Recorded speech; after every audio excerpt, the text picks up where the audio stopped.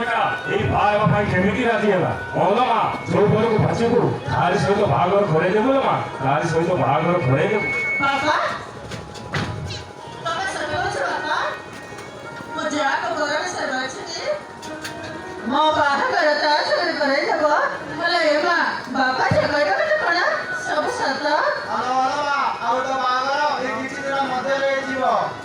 ହେଲେ ଏ ମା ଆଜି ମୋ ବାହାଘର କଥା ଶୁଣି ଆଜି ମୁଁ ବହୁତ ଖୁସି ଆଜି ମୋ ସାଙ୍ଗମାନଙ୍କୁ ସମସ୍ତଙ୍କୁ ଏ ଖୁସିର ଖବର ଜଣାଇଦେବି। ହଉ ତୁ ଆଉ ଏତେ ଖୁସି ହନି ଶୀଘ୍ର ଯା ଧୁଆ ଧୁଆ ହେଇ କିଛି ଖାଇ ନେବୁ ଆମେ ତ ବାପା ସହିତ ମନ୍ଦିରକୁ ଯାଉ।